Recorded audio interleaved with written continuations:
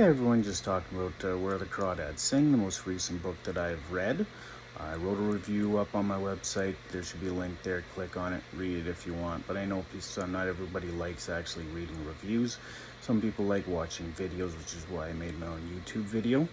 Now, when it comes to this book, it can trigger people, those who have grown up in abusive situations. Read reviews before buying this book because there is scenes of domestic violence in there.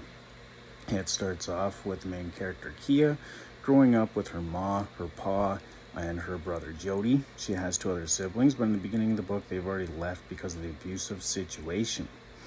Now, with this book, the author's really good at attaching you to the main character, Kia, by doing stuff like Kia waking up in the morning, hearing her mom baking breakfast or anything really, and running downstairs to eat the tasty food.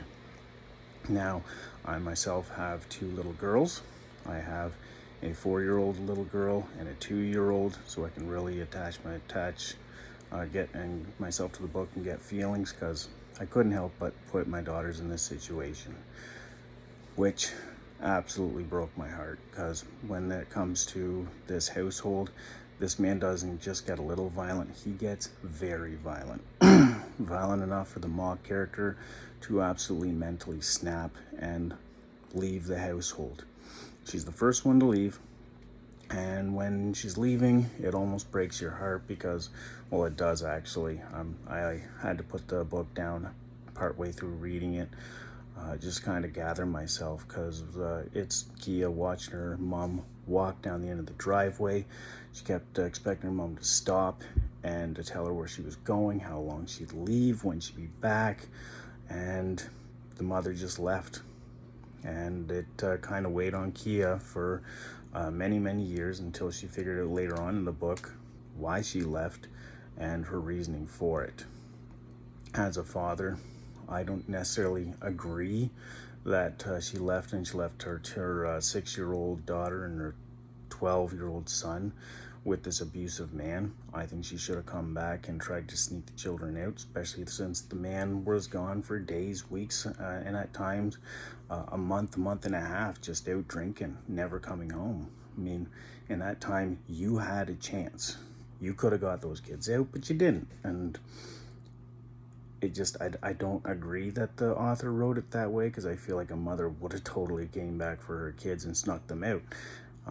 You'll research online, and there's women getting their kids out of abusive situations all the time. So I think that's something the author could have done better.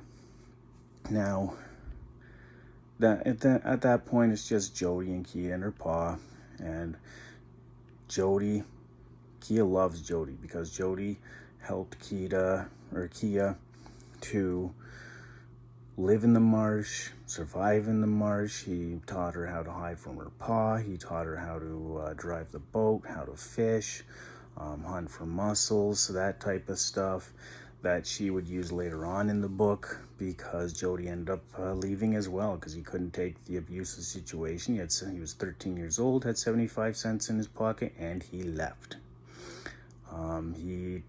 Before he left, he taught Kia his best hiding places for when her dad gets angry, so that she wouldn't get harmed. And in the future, later on in the book, Jody actually comes back. His eyes are full of tears. He's guilt-ridden because he says he should have stayed and he should have protected Kia from the abusive man, because he's like, I left you and you were just a 6-year-old little girl alone with an abusive man, and he's like, I shouldn't have done that. But to be fair, when it comes to Kia, she actually isn't alone with isn't alone with her pa very long, because her pa actually abandons her as well. And then she's left alone, a 6-year-old little girl that is just trying to survive in the marsh, and she ends up getting the nickname the Marsh Girl.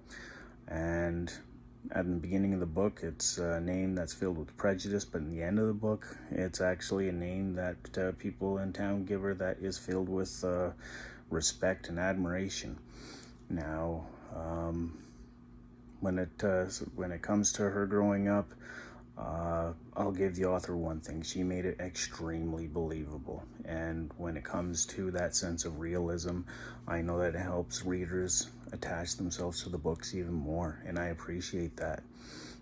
Now, in the middle of the book, I'm not really gonna get too much into it because I don't want to give any spoilers, but there is a lot of emotions at the core of this book, which makes it even better. There's a lot of symbolism.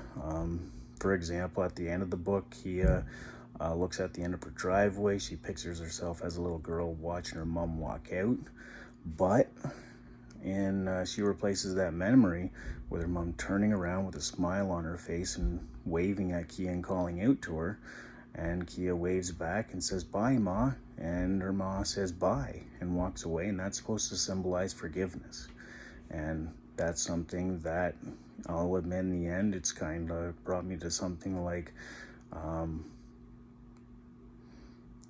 the best way to explain it is empathy. I've very much empathized with that, especially with my little girls. I kind of picture them going through the same thing, and it absolutely broke my heart. But with all that said and done, it's a very good book. I do highly suggest people reading it, but again, if you are triggered by domestic abuse, I would highly suggest doing heavy research before reading something like that, or even watching the movie, because this is about domestic abuse. About domestic abuse and abandonment. The new book I'm reading, I'll grab it right here for you guys. It's by an indie author, and his name is T.J. McKay. There it is. The Fall of Selvindria. And I'm looking forward to reading it. He follows me on Twitter. If you guys don't follow me on Twitter yet, it's Bowler's Reviews. Just follow me. I'll follow you back. Comment on my feeds. I'll definitely reply to my comments.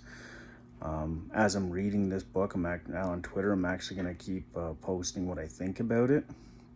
And make sure you subscribe to my YouTube channel, hit like on this video, and comment on it, and I will try to reply to every comment that I get. Anyway, so that's the end of this video. I will try and post a video every Friday. If it's not, because I have a full-time job and a family, it'll be every other Friday, or it might even be whenever I can. We will see. Thank you very much, and see you on the next one.